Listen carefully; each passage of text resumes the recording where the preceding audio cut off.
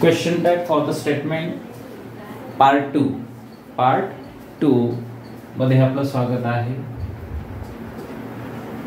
Part first मध्ये आपण question टॅगचे basic rules आपण त्या ठिकाणी पाहिलेले आहेत.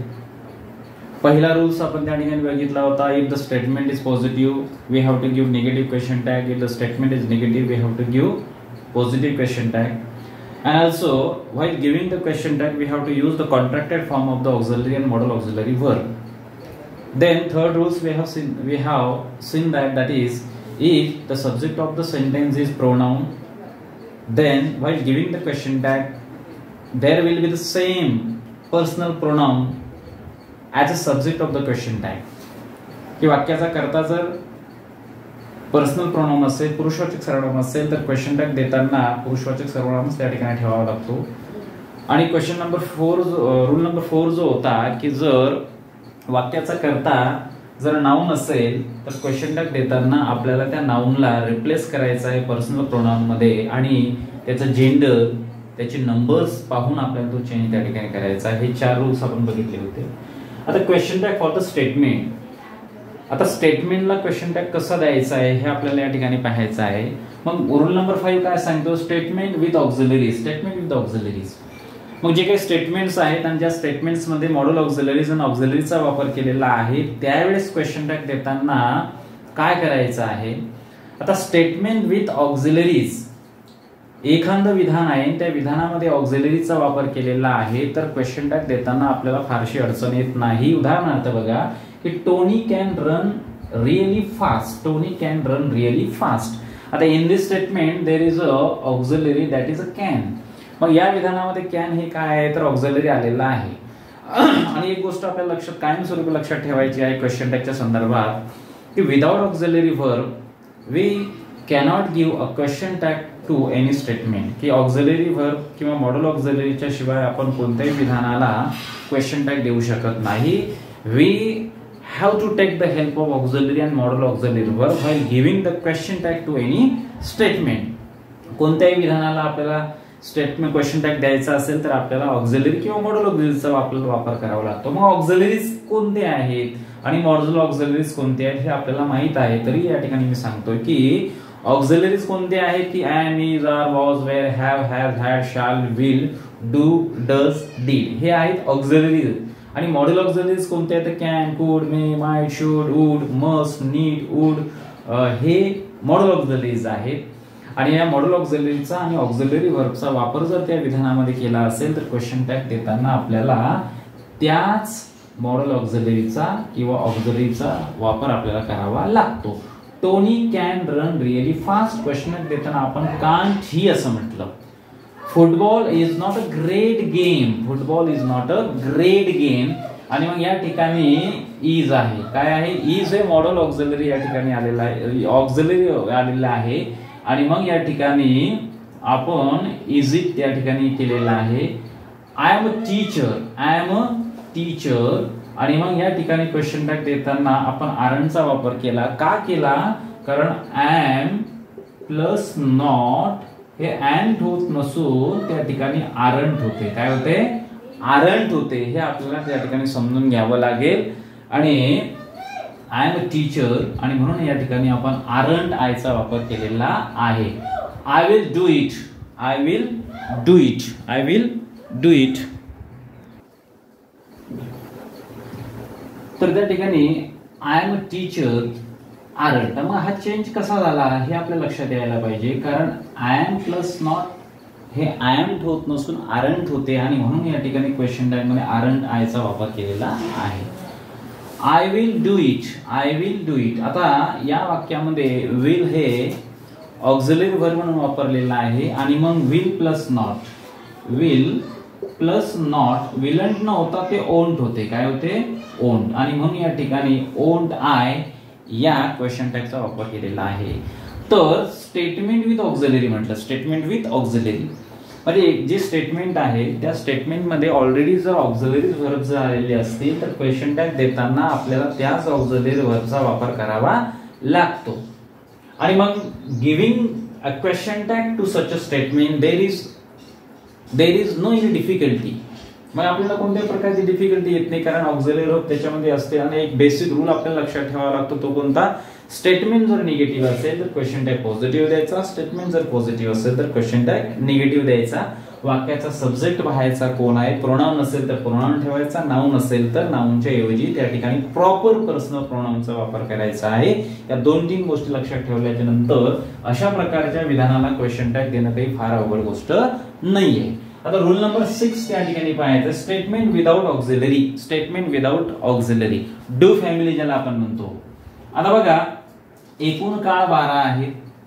12 काळापैकी जे 10 काळ आहेत आणि उरलेले जे 2 काळ आहेत, अरे total tense R 12 and in that total tense 10 tenses are or such tenses of a declarative sentence. In that declarative sentence there is a proper use of auxiliary verb, but 2 statements are such in the category of tenses. In such tenses there is no any use of auxiliary verb in declarative sentence. म्हणजे 12 काळ आहेत. 12 काळापैकी 10 जे काळ आहेत त्या 10 काळाच्या वाक्यामध्ये, होकारार्थी वाक्यामध्ये कोणत्या ना कोणत्या प्रकारचं ऑक्झिलरी वर्ब वाक्यामध्ये असते. परंतु 2 काळ जे आहेत, मग ते 2 काळ कोणते? सिंपल प्रेझेंट टेन्स आणि सिंपल पास्ट टेन्स. या 2 काळाच्या होकारार्थी वाक्यामध्ये कोणत्याही प्रकारचं सहाय्यकारी क्रियापद नसते. हे आपल्याला या ठिकाणी समजून घ्यावं लागेल. आणि म्हणून त्या ठिकाणी मग अडचण आपल्याला येते की 10 काळाचं कोणतंही वाक्य घेतलं आपण तर त्या वाक्यामध्ये कोणत्या ना कोणत्या प्रकारचं ऑक्झिलरी वर्ब असल्यामुळे आपल्याला क्वेश्चन टॅग देताना कोणती अवघड गोष्ट जात नाही. परंतु मग एखादं वाक्य असते की त्या वाक्यामध्ये आपल्याला ऑक्झिलरी वर्ब दिसतच नाही आहे. दिसतच नसल्यामुळे त्या ठिकाणी आपल्याला क्वेश्चन टॅग देताना त्या ठिकाणी अवघड गोष्ट जाते. आता बघा, उदाहरणार्थ बघा, स्टेटमेंट विदाउट ऑक्झिलरी म्हटलं, the cuckoo sings beautifully. The cuckoo sings beautifully. मग अशा वेळेस आपल्याला काय करायचं आहे? समजा आता या ठिकाणी हे आपण खोडून टाकू, कक्कू सिंग्स ब्युटिफुल्ली. मग आता याला आपल्याला क्वेश्चन टॅग द्यायचा आहे, कक्कू सिंग्स ब्युटिफुल्ली. आता या वाक्यामध्ये कोणत्याही प्रकारचं ऑक्झिलरी वर्ब किंवा मॉडल ऑक्झिलरी वर्ब आपल्याला वाक्यामध्ये दिसत नाही आहे. आणि मग आपल्याला माहित आहे की while giving the question tag we have to take the help of auxiliary and model auxiliary verb. आपल्याला मदत घ्यावी लागते. आता in this statement there is no any auxiliary and model auxiliary present in that statement. मग आता करायचं काय? मग आपल्या लक्षात आलं पाहिजे, एक तर हे वाक्य 2 काळाचं असलं पाहिजे, एक तर ते वाक्य सिंपल प्रेझेंटचं असलं पाहिजे, किंवा एक तर ते वाक्य सिंपल पास्टचं असलं पाहिजे. आणि मग आपल्या लक्षात असलं पाहिजे, एक तर ते वाक्य सिंपल प्रेझेंटचं असलं पाहिजे किंवा सिंपल पास्टचं असावं. 2 शक्यता आहेत. जर एखाद्या वाक्यामध्ये जर आपल्याला सहाय्यकारी क्रियापद दिसत नसेल, होकारार्थी वाक्यामध्ये, ज्याला आपण असर्टिव्ह सेंटेन्स म्हणतो, डिक्लेरेटिव्ह सेंटेन्स म्हणतो, आणि मग त्या असर्टिव्ह आणि डिक्लेरेटिव्ह सेंटेन्स मध्ये जर आपल्याला एखादा ऑक्झिलरी वर्ब नसेल त्या वाक्यामध्ये, तर शक्यता ही आहे, एक तर ते वाक्य सिंपल प्रेझेंटचं असावं किंवा ते वाक्य सिंपल पास्टचं असावं. आता दुसरी स्टेप ओळखायचं कसं? मग ते 2 काळापैकी आहे. मग आपल्याला ओळखताना आपल्याला त्या ठिकाणी वर्ब पाहावं लागेल. काय पाहावं लागेल? Verb. First form of the verb is always used in the simple present tense, and second form of the verb is always used in the simple past tense. While observing the verb, we can identify whether these statements belong to simple present tense or simple past tense. मग verb वरून आपल्याला ते लक्षात घ्यायचं आहे, हे simple प्रेझेंटचं आहे की सिंपल पास्टचं आहे. आणि मग वर्ब या ठिकाणी सिंग्स आहे आणि याला या ठिकाणी यस अटॅच आहे. काय आहे? अटॅच आहे. आणि मग सिंग्स म्हटल्याच्या नंतर हे वाक्य होते simple present tense. Simple present tense. आणि म्हणून मग आता सिंपल प्रेझेंट टेन्स मध्ये आपण सिंपल प्रेझेंटचं वाक्य निगेटिव्ह करायचं असेल, सिंपल प्रेझेंटचं वाक्य इंट्रोगेटिव्ह करायचं असेल, किंवा सिंपल प्रेझेंटच्या वाक्याला क्वेश्चन टॅग द्यायचा असेल, तर आपण सिंपल प्रेझेंट मध्ये यूज करत असतो डू आणि डजचा. डू आणि डज. डू आणि डजचा वापर आपण करतो, हे आपल्याला माहित आहे किंवा ते माहित असावं. आणि मग या ठिकाणी क्वेश्चन टॅग देताना मग आपल्याला वापर करावा लागेल डजचा. का करायचा? कारण कक्कू आहे. कक्कू ही काय वर्ड आहे, सिंग्युलर आहे आणि म्हणून सिंग्युलर म्हणजे ही सी इटच्या सोबत आपण डज वापरतो. आय वी यू दे सोबत आपण त्या ठिकाणी डू वापरतो आणि म्हणून या ठिकाणी प्रथमतः आपल्याला डज घ्यावं लागेल, DOES डज. दुसरी गोष्ट आपल्याला पाहायची आहे की वाक्य काय आहे, पॉझिटिव्ह आहे. क्वेश्चन टॅग काय द्यावं लागेल, निगेटिव्ह द्यावं लागेल. म्हणून या ठिकाणी आपल्याला डझंट असं म्हणावं लागेल. काय म्हणावं लागेल, डझंट. आणि या ठिकाणी इट का बरं? कारण कक्कू हे नाउन आहे आणि या नाउनच्या ऐवजी आपल्याला काय करायचं आहे, प्रॉपर पर्सनल प्रोनाउन यूज करायचा आहे आणि म्हणून या ठिकाणी इटचा वापर आपण केला. डझंट ही क्वेश्चन टॅग आपण दिला. कोणत्या वाक्याला दिला बाळाओ? Statement without auxiliary. Statement without auxiliary की या वाक्यामध्ये ऑक्झिलरी नाही. ऑक्झिलरी नसल्यामुळे काय झालं की आपल्याला ते ओळखावं लागलं की नेमकं हे वाक्य कोणत्या काळाचं आहे ते आपण ओळखलं. हे वाक्य आहे सिंपल प्रेझेंट टेन्सचं आणि सिंपल प्रेझेंटच्या वाक्यामध्ये डू आणि डजचा वापर आपल्याला करावा लागतो क्वेश्चन टॅग देताना. Okay, then see the second sentence. Tenzing conquer the Everest. Tenzing Sherpa किंवा ते शेरफा टेन्झिंग. तर Tenzing, who is the Tenzing? Tenzing is the first person who conquered the Mount Everest. Mount Everest पर्वत चढून जाणारा तो पहिला व्यक्ती आहे. स्टेटमेंट आहे टेन्झिंग कॉन्कर्ड द एव्हरेस्ट. आता कॉन्कर्ड ही जिंकण्याची क्रिया झालेली आहे. ओके, आता पहिली गोष्ट ही लक्षात घ्यायची की स्टेटमेंट विदाउट ऑक्झिलरी आहे, याच्यामध्ये ऑक्झिलरी वर्ब नाही. मग शक्यता ही आहे कोणती की हे वाक्य एकतर सिंपल प्रेझेंटचं असावं किंवा सिंपल पास्टचं असावं. मग आता हे दोन पैकी हे वाक्य आहे, मग ओळखायचं कसं? So see the verb. मग आपल्याला काय पाहायचं आहे? वर्ब पाहायचा आहे. मग आता कॉन्कर्ड हे वर्ब आहे, याला ईडी लागलेला आहे. काय लागलेला आहे? ED, conquered. आणि मग टेन्झिंग कॉन्कर्ड द एव्हरेस्ट. आणि मग हे वाक्य आहे सिंपल पास्टचं. कशाचं आहे? Simple past. आणि मग सिंपल पास्टच्या वाक्याला क्वेश्चन टॅग देताना आपल्याला डीडचा वापर करावा लागतो. की while converting the sentence of simple past tense into negative, interrogative, and while giving the question tag to such a sentence, always we have to use did. आणि मग सिंपल पास्ट मध्ये आपल्याला didचा वापर करावा लागतो आणि म्हणून या ठिकाणी didn't ही आलेलं आहे. काय आलेलं बाळाओ? didn't. आता didn't का आलं? कारण वाक्य होकारार्थी आहे. ही का आलं? कारण टेन्झिंग हे नाउन आहे. मग हे टेन्झिंग काय? तर पुरुषवाचक त्या ठिकाणी नाम आहे आणि पुरुषवाचक नामाच्या ऐवजी पुरुषवाचक सर्वनाम या ठिकाणी हीचा वापर केलेला आहे. Okay, the sun shines hot in the summer. The sun shines hot in the summer की उन्हाळ्यामध्ये सूर्य खूप तापतो. ओके, हॉट म्हटली तर हॉट इन द समर. आता क्वेश्चन टॅग देताना या वाक्यामध्ये बघा बरं कोणत्या तरी ऑक्झिलरी वर्ब आहे का? नाही. शक्यता मग काय? तर हे वाक्य सिंपल पास्टचं असावं किंवा हे वाक्य सिंपल प्रेझेंटचं असावं. काय पाहायचं मग आपल्याला? वर्ब पाहायचा. मग SHINES शाईन आहे, त्याला यस लागलेला आहे आणि मग सिंपल प्रेझेंट टेन्स मध्येच वर्बला यस किंवा यस लागतो हे आपल्या लक्षात असावं. आणि तो केव्हा लागते? जर वाक्याचा करता तृतीय पुरुषी एकवचनी सर्वनाम असेल म्हणजे ही, शी, इट किंवा सिंग्युलर नाउन असतील तर त्यावेळेस वर्बला यस किंवा यस प्रत्यय लागतो. या ठिकाणी सन आहे म्हणून शाइन्स या ठिकाणी म्हटलेलं आहे. म्हणजे आपण ओळखलं हे वाक्य सिंपल प्रेझेंटचं आहे. सिंपल प्रेझेंटच्या वाक्याला क्वेश्चन टॅग देताना डू किंवा डजचा वापर करावा लागतो. येथे डझंट इट का म्हटलं? कारण द सन हे नाउन आहे आणि याच्या ऐवजी प्रोनाउन कोणतं घेतलं आपण? इट घेतलं. आणि मग नेहमी आपण जर ही असेल, सी असेल, इट असेल तर यांच्या सोबत डज वापरतो. काय वापरतो आपण? डज वापरतो. He, she, it plus singular noun we always does. आणि मग त्यासोबत आपण डज वापरतो आणि म्हणून या ठिकाणी डझंट हिट असं म्हटलेलं आहे. Rivers flow toward the sea. Rivers flow toward the sea. नद्या समुद्राकडे वाहतात. नद्या म्हटलं, नदी नाही म्हटलं, त्या ठिकाणी रिव्हर्स आहे. Observe carefully. Subject of the sentence त्या ठिकाणी लक्षात घ्या. रिव्हर नाही तर रिव्हर्स आहे. काय आहे? Rivers flow toward the sea. मग आता या ठिकाणी हे वाक्य जे एवढं वाक्य आहे की या वाक्यामध्ये काय नाही? ऑक्झिलरी वर्ब नाही. मग वाक्याची शक्यता काय आहे, एक तर ते सिंपल प्रेझेंट टेन्स असावं किंवा सिंपल पास्ट टेन्स असावं. मग ओळखायचं कसं, तर व्हर्ब वरून त्या ठिकाणी आपल्याला ओळखायचं आहे फ्लो. मग फ्लो हे काय आहे, तर first form of the verb आहे. फ्लो, फ्ल्यू, फ्लोन असं नाहीये, तो फ्लो आहे, first form of the verb आहे. आणि मग first form of the verb always use in the simple present tense. आणि मग क्रियापदाच्या पहिल्या रूपाचा वापर हा सिंपल प्रेझेंट टेन्स मध्ये केला जातो.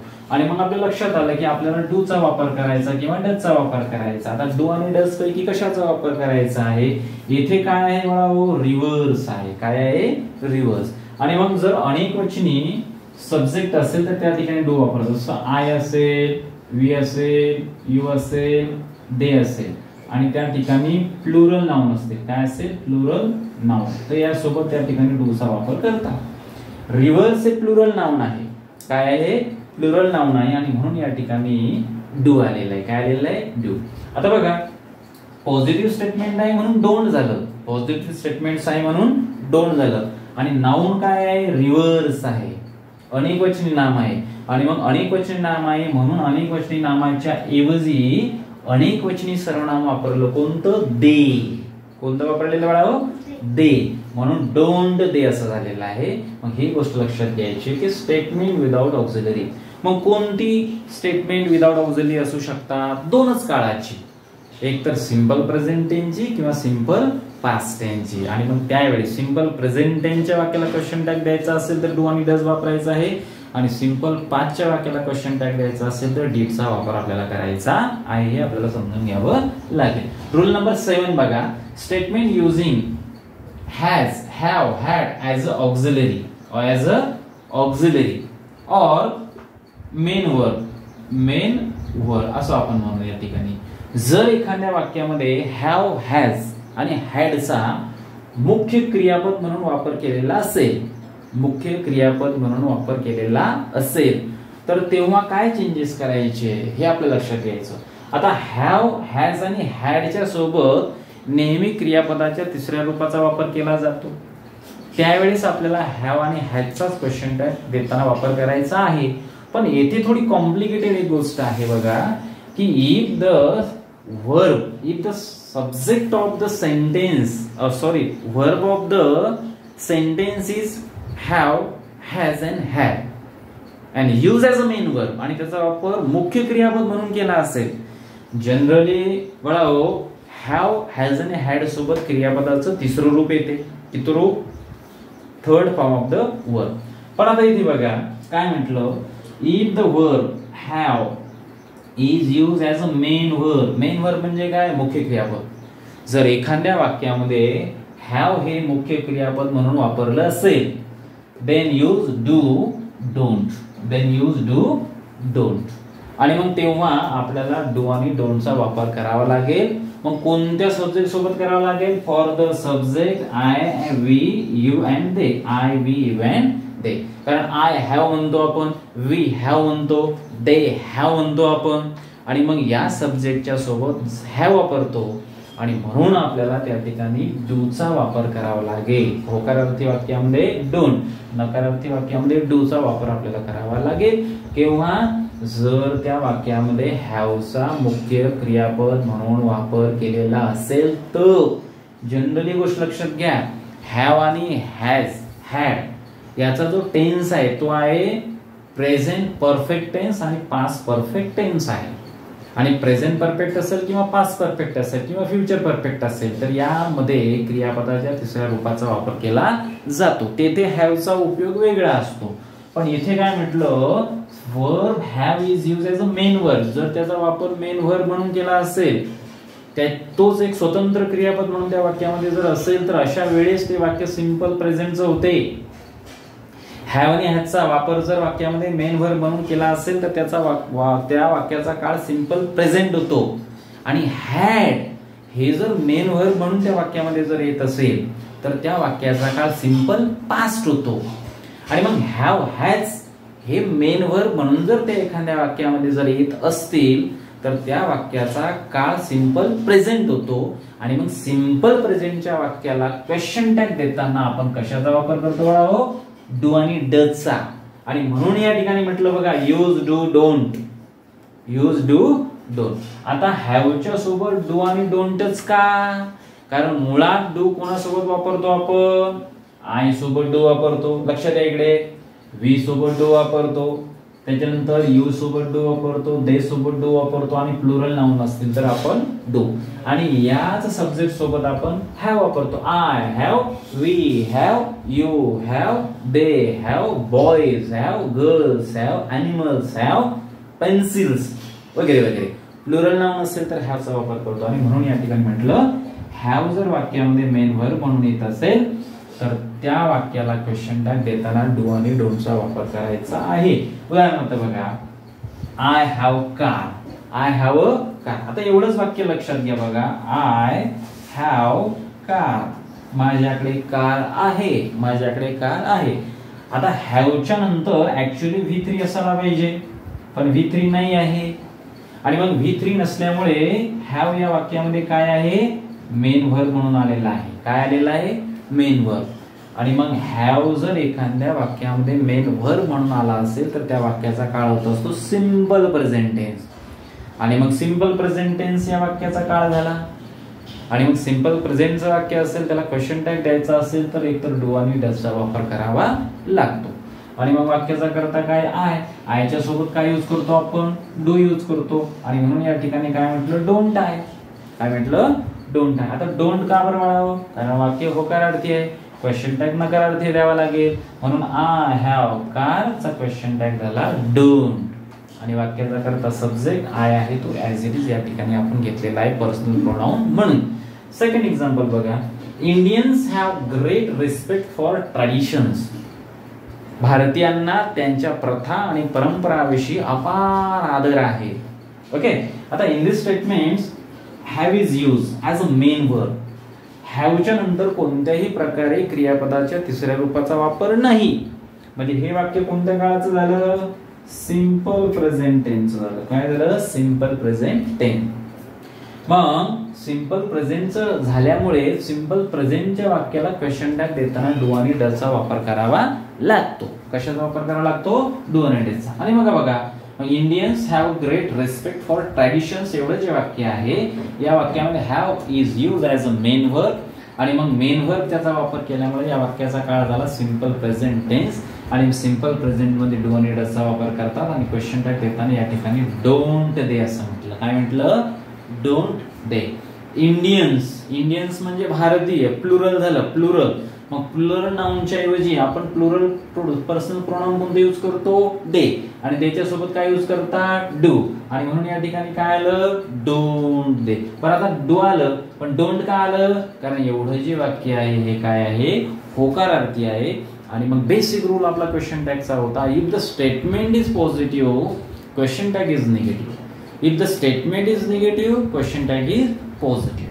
स्टेटमेंट काय आहे? पॉझिटिव्ह आहे, क्वेश्चन टॅग काय आहे? निगेटिव्ह आहे, आणि म्हणून या ठिकाणी डोंट दे म्हटलं आपण। काय म्हटलं?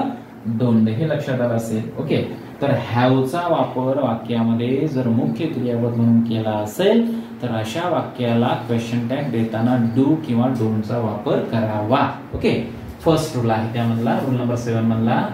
सब रूल सेकंड बघा, इफ द वर्ब हॅज, आता हॅजचा वापर is use as a main verb, जर त्याचा वापर मेन वर्ब म्हणून केला असेल then use does and doesn't for the subject he, she, it.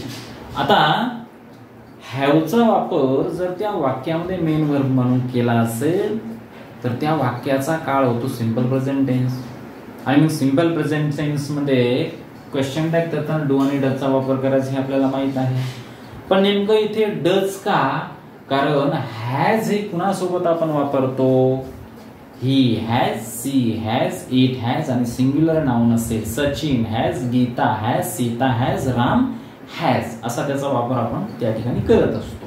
आणि म्हणून इथे for the subject he, she, it, कारण मुळात ही सोबत हॅज यूज करतो, सी सोबत हॅज यूज करतो, इट सोबत हॅज यूज करतो, आणि डज सुद्धा आपण याच कर्त्यांसोबत यूज करतो। He does, she does, it does, Ram does, Sam does, okay, Gita does, Lalit does, म्हणजे सिंग्युलर नाउन सोबत आपण डज वापरतो आणि सिंग्युलर प्रोनाउन सोबत सुद्धा डज वापरतो. सिंग्युलर प्रोनाउन सोबत सुद्धा हॅज वापरतात आणि सिंग्युलर नाउन सोबत सुद्धा हॅजच वापरतात. आणि म्हणून त्या ठिकाणी हॅज जर एखाद्या वाक्यामध्ये मेन व्हर्ब म्हणून आलं असेल तर त्या वाक्याचा काळ असतो सिंपल प्रेझेंट टेन्स. आणि मग अशा काळाच्या वाक्याला क्वेश्चन टॅग द्यायचा असेल तर डजचा वापर करावा लागतो. डज निगेटिव्ह स्टेटमेंट असेल तर डज वापरा आणि पॉझिटिव्ह स्टेटमेंट असेल तर डझंट वापरा. उदाहरणार्थ या ठिकाणी बघा, he has a pen. He has a pen. आता जनरली हॅजच्या नंतर V3 नाही आहे. हॅज हे त्या वाक्यामध्ये स्वतंत्र म्हणून आलेला आहे, म्हणून एवढ्या वाक्याचा काळ झाला सिंपल प्रेझेंट टेन्स.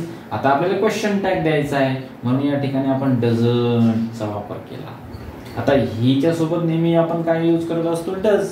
ओके, मग वाक्याचा काळ कोणता आहे, he has a pen, simple present झाला. वाक्य होकारार्थी का नकारार्थी तर ते होकारार्थी आहे. क्वेश्चन टॅग काय द्यावा लागेल, नकारार्थी द्यावा लागेल, म्हणून डझंट म्हटलं. काय म्हटलं, डझंट. वाक्याचा कर्ता काय होता, ही. क्वेश्चन टॅगचा करता काय घेतला, हीच घेतला, कायम ठेवला. रूल नंबर 3 काय सांगितलं होतं आपण, वाक्याचा कर्ता जर पर्सनल प्रोनाउन असेल तर क्वेश्चन टॅगचा कर्ता सुद्धा पर्सनल प्रोनाउनच राहतो, म्हणून या ठिकाणी ही घेतली. बघा, तर tiger has a sharp teeth. Tiger has a sharp teeth. काय यूज केलेलं आहे, हॅज. काय म्हणून यूज केलेलं आहे, मेन वर्ब म्हणून यूज केलेला. वाक्याचा काळ काय झाला, सिंपल प्रेझेंट टेन्स झाला. काय झाला, सिंपल प्रेझेंट. सिंपल प्रेझेंट मध्ये काय यूज करतो, डू आणि डज वापरतो. आणि म्हणून क्वेश्चन टॅग देताना, या वाक्याच्या काळाला क्वेश्चन टॅग देताना आपल्याला डू आणि डजची हेल्प घ्यावी लागेल. मग कोणती घ्यायची, तर डज घ्यायची. काय घ्यायची, कारण टायगर आहे. काय आहे, टायगर. सिंग्युलर आहे, थर्ड पर्सन आहे आणि सिंग्युलर थर्ड पर्सन सोबत आपण डज वापरतो. सिंग्युलर थर्ड पर्सन सोबत आपण हॅजच वापरतो आणि म्हणून इथे डझंट ईट असं आलेलं आहे. काय आलेलं आहे, डझंट. डझंट का, कारण वाक्य हे काय होकारार्थी आहे. क्वेश्चन टॅग काय आला, नकारार्थी आला. ईट का आलं बरं, कारण हे टायगर नाउन आहे आणि मग या नाउनच्या ऐवजी जे पर्सनल प्रोनाउन वापरलं आपण ते ईट वापरलं. कोणतं वापरलं, ईट, हे लक्षात घ्यायचं. त्यानंतर रूल नंबर 7 मधला सब रूल जो आहे तो रूल नंबर 3 काय, if the verb had use as a main verb. जर एखाद्या वाक्यामध्ये हॅड हे मेन वर्ब म्हणून आलेलं असेल then use didn't. Did or didn't. कारण हॅड हे काय आहे, हॅव आणि हॅजचा पास्ट फॉर्म आहे. म्हणजे हॅव आणि हॅजचा संबंध हा सिंपल प्रेझेंट सोबत आहे आणि याच हॅव आणि हॅजचा पास्ट फॉर्म हॅड होतो, म्हणून हॅडचा संबंध कशासोबत येईल, सिंपल पास्ट सोबत आहे. सिंपल गोष्ट आहे. हॅव आणि हॅज सिंपल प्रेझेंट, तर हॅड सिंपल पास्ट आहे आणि म्हणून सिंपल पास्ट मध्ये आपण काय यूज करतो, डीड यूज करतो. While giving the question tag of the statement belongs to simple past tense, that time we have to use did. आपल्याला didचा वापर करावा लागेल. आणि म्हणून काय म्हटलं, जर वाक्याचा कर्ता had हा मुख्य क्रियापद म्हणून आलेला असेल, we use, त्यावेळेस आपल्याला वापरावं लागेल did किंवा didn't. did किंवा didn't with all subject. with all subject. आता इथे सिंपल प्रेझेंट मध्ये ऑप्शन आहे बघा, डू आणि डज आहे. डू आणि डज आहे म्हणून आपण त्याची विभागणी केली. I, we, you, they. Do, he, she, it, does. पण इथे मात्र एकच आहे आणि मग एकच असल्यामुळे सगळ्या कर्त्यासोबत, सगळ्या नाउन सोबत काय यूज करायचं आहे, डीडच यूज करायचं आहे. आणि म्हणून या ठिकाणी एक्झाम्पल घेतलं, आय हॅड कार. माझ्याकडे कार होती. पास झाला. माझ्याकडे कार होती, सिंपल पास झाला ना. आणि या ठिकाणी हॅड सोबत V3 आहे का, नाही. मग V3 जर असता तर काळ कोणता झाला असता, प्रेझेंट पास्ट परफेक्ट झाला असता. काय झाला असता, पास्ट परफेक्ट. परंतु V3 आहे का, नाही. मग मेन वर्ब म्हणून याचा वापर केलेला आहे आणि मेन वर्ब म्हणून वापर केल्यामुळं हे वाक्य झालं सिंपल पास्टचं. आणि सिंपल पास्टच्या वाक्याला क्वेश्चन टॅग देताना आपल्याला डीडचा वापर करावा लागतो. इथे डिडंट म्हटलं, काय म्हटलं, कारण एवढं वाक्य काय पॉझिटिव्ह आहे, क्वेश्चन टॅग काय लागेल, निगेटिव्ह द्यावा लागेल, म्हणून डिडंट आय. डिडंट आय आणि क्वेश्चन मार्क या ठिकाणी द्यावा. We hadn't book. आमच्याकडे पुस्तके नव्हती. आमच्याकडे पुस्तके नव्हती. वी हॅडंट बुक्स म्हटलं. आता हॅड नॉट काय, तर वाक्यामध्ये मेन वर्ब म्हणून आलेला आहे, वाक्य निगेटिव्ह आहे आणि म्हणून या ठिकाणी आपण क्वेश्चन टॅग काय घेतला, डीड घेतला. काय घेतला, डीड हे लक्षात आलं का तुमच्या? हॅड नॉट सोबत आपण डीड का वापरलं? कारण हे निगेटिव्ह आहे. क्वेश्चन टॅग काय द्यावा? आपल्याला पॉझिटिव्ह द्यावा लागेल. वाक्याचा करता पर्सनल प्रोनाउन आहे आणि क्वेश्चन टॅगचा सब्जेक्ट सुद्धा पर्सनल प्रोनाउनच आपल्याला ठेवावा लागेल. ही गोष्ट आपल्याला या ठिकाणी लक्षात घ्यावी लागेल. ओके, तर हा रूल्स फार महत्वाचा आहे. अनेक मुलं या ठिकाणी कन्फ्यूज होतात.